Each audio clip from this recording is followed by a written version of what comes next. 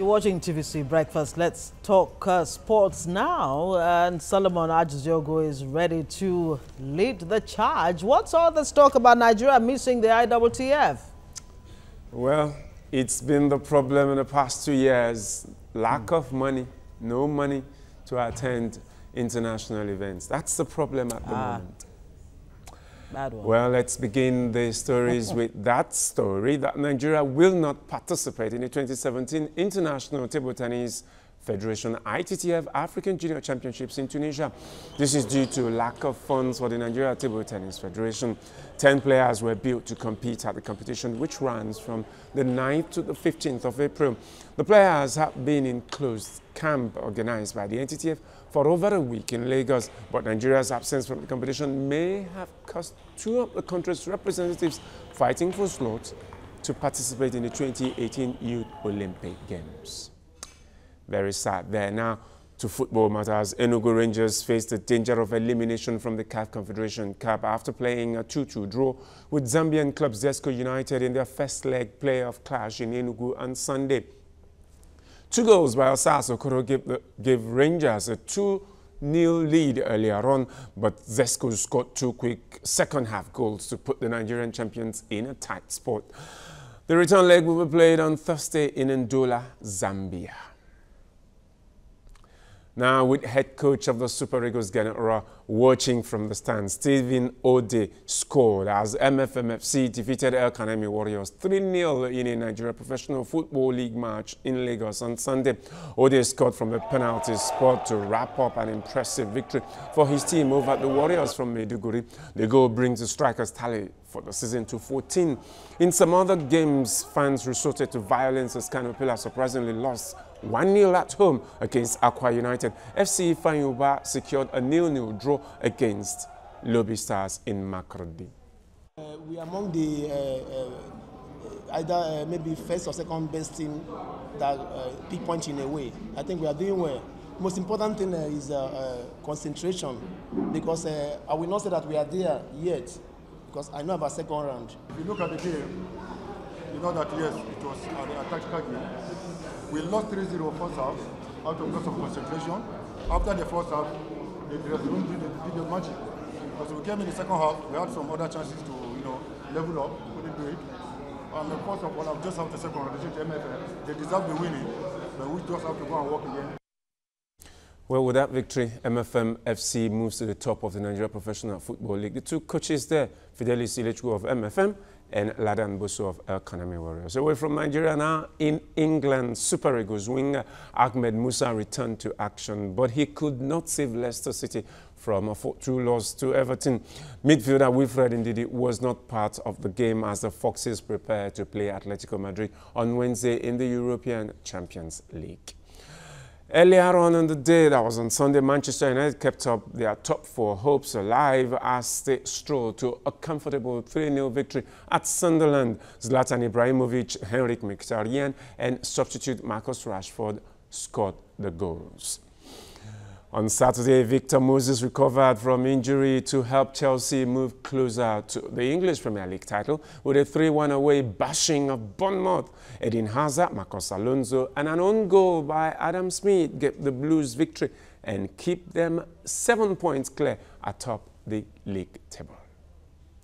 And joining me now all the way from England are Emmanuel Adekunle, former junior international and coach at Waston FC London, to analyze these games. Well, first we'll begin with the matches in the English Premier League. Would you say that the absence of Wilfred Ndidi affected the performance of Leicester City in that match against Everton? Yeah, you can say that again. Like we see last year when they have Kante in that same position. It was really vital for them, and thankfully for us, Chelsea, we took him away. And right now they got Ndidi, who is doing very, very well. And if he's not there to protect, the back four, then the way Leicester plays these days, they're going to have problems because they only play on the counter.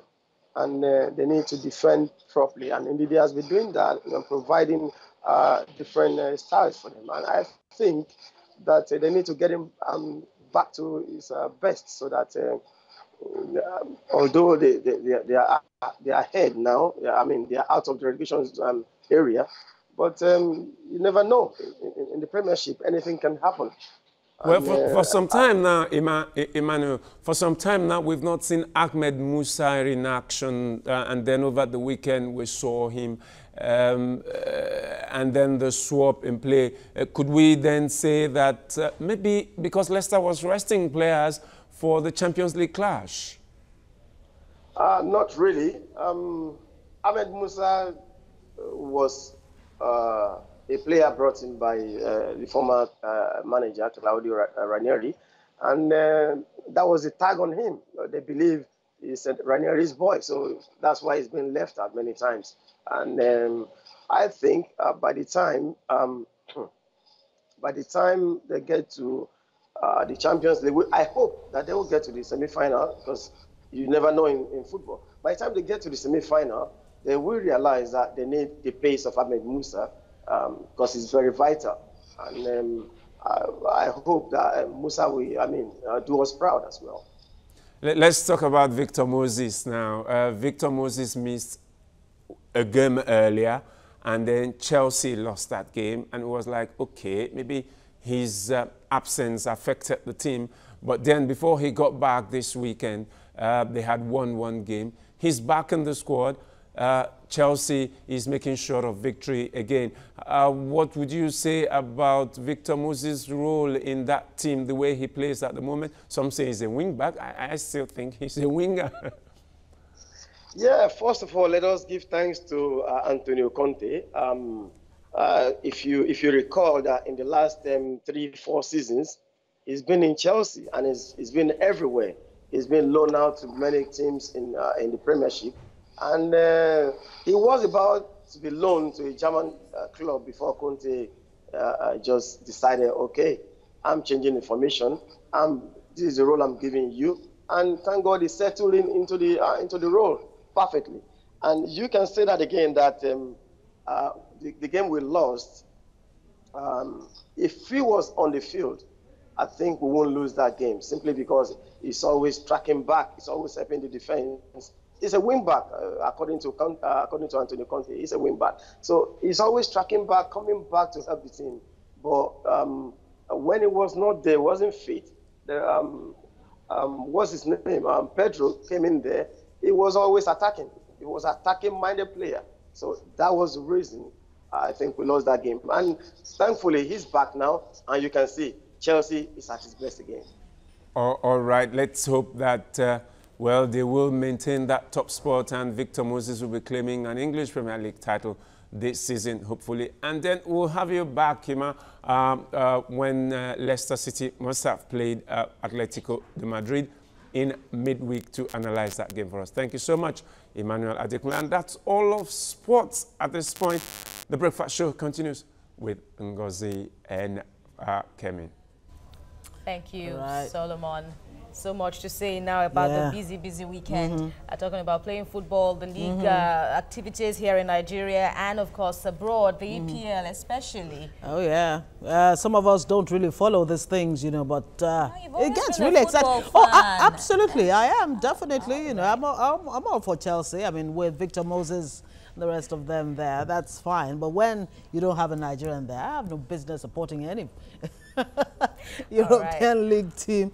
All right, we'll be talking about Syria next. Of course, very worrisome developments there in the last few days. But before we get on to that, let's take a quick break and come back to discuss this.